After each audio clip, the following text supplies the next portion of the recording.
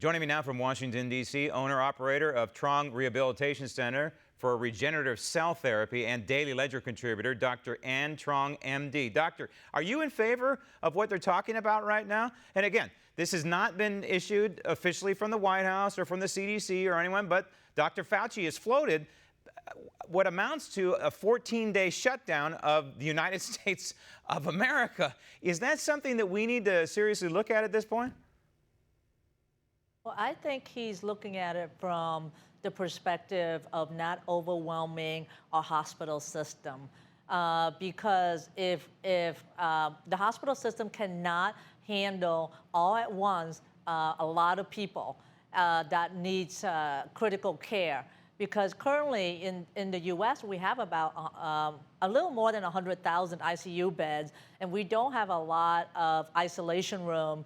And so if we have a mass of coming to the hospital to want to get tested, we don't have enough kits. And if we have a lot of people overwhelming the hospital, there isn't enough room. And then that will take the time and the staff from the hospital to care for those that may take time away from the one that really do need it, which is the elderly and the immunocompromised and the one that has cardio and pulmonary disease. So I see where he's coming from in that you want to stop gathering of a lot of people and conduct social distancing, so that way it's not so much as protecting the people that are under 60, is that they can get the disease and they come out of it mild, but it's really to prevent the spread of the disease to the elderly or the one over 60 that are immunocompromised. So it's really taking away carriers and vectors of infection that may affect other people that are more susceptible. And that makes sense. It makes sense. Disease. But then you have to ask the question, somewhat rhetorical, somewhat not, at what price, at what cost? You know, are we in the continuum of this virus? Are we in the end going to be overreacting to something that may harm far fewer people than the strain of the flu this season or H1N1? But the CDC is issuing, Centers for Disease Control is issuing some new guidelines, and that is effectively in groups of 50 or more, forget about it. Now, 50, doctor, is kind of an arbitrary number. They've got to pick a number. You know, initially in California, it was, I think, 1,000, the governor said, hey, 1,000 or more, you can't do it. And then they dropped it to 250. Now the CDC, this is a national alert, a national guideline. It's not a law. You won't be thrown in jail if you're 51 people gathered together. But again, 50 is somewhat of an arbitrary number. What are they really trying to say? What is the CDC really trying to say here? Well, I think what they're trying to say is to do social distancing. They're trying to say stay home and don't gather in large groups, and they're trying to slow down the spread of the disease. I mean, the bottom line is it's out of containment, and we just need to stop the spread of the disease at this point. So they're trying to decrease the number of people that are carriers. Like I mentioned last week, that you can be infected and not even know you're infected, because the spectrum of the disease ranges from asymptomatic, when you have no symptoms, and you are infection, you may not even know it, and then to the spectrum of severe to fatal. So if you may not know you have disease, but then you're gathering with other people, you can really spread it to a lot more people than you know. We know that the virus can actually live on surfaces that are smooth for several days. So it not only is the person is the one that can infect, but when they leave, their aerosol or their droplets can stay on surfaces that can infect other people. So they're trying to tell people to, essentially do not, gather in masses. And what I did was I just found to social distance, stay at home, go outside, go hiking, go walking, do housework, and exercise, take care of yourself. But it's really a way to distance yourself and not infect others. Exercise, because you don't know that you're infected. Right, exercise, but you can't go to the gym in some cases. Some gyms are staying open, some gyms are shutting down. I hope mine stays open. The current flu season is rather mild, the current one. 2019, 2020. Right.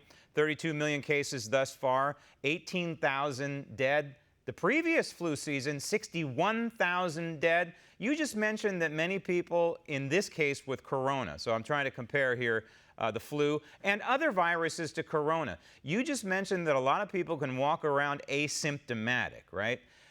How does that compare to other viruses, say, for example, the garden variety flu that we're experiencing this season, or some of the other strains that we've experienced in the past, H1N1? Any of these variety of viruses, do they act like what we know so far about corona? In other words, can they live on surfaces for a couple of days and in an aerosol form for a couple, 3 hours?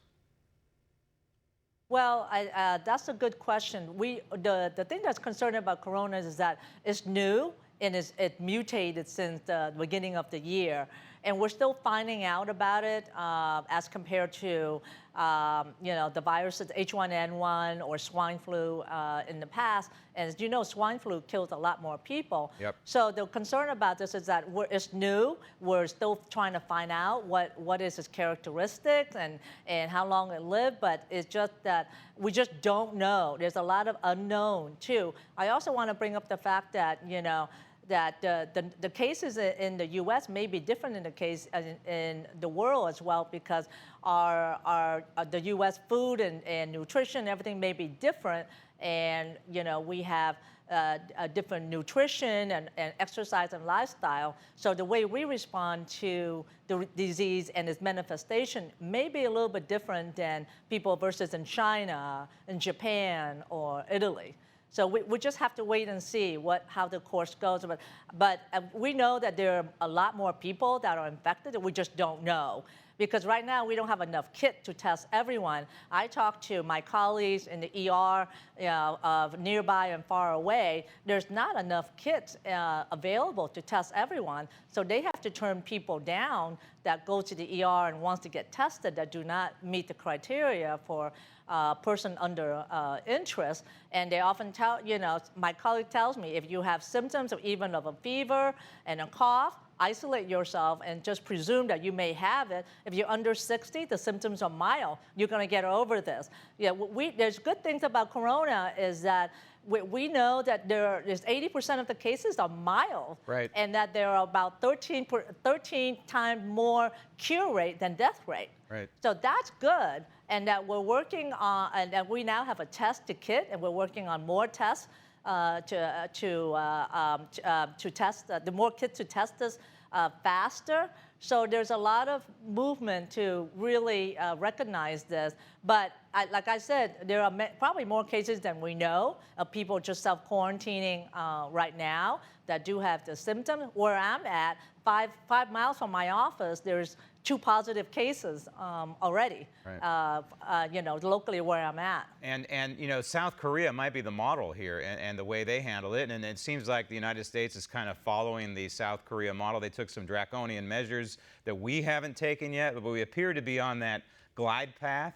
81,000 cases in South Korea, only 75 people dying from it. That's a death rate of under 1%. That might be how this coronavirus finally shakes out. Doctor, thank you. Want to see more videos like this? Click on the link below and subscribe to One American News on YouTube. And call your cable provider and kindly demand that One American News is added to your lineup. Call and subscribe today.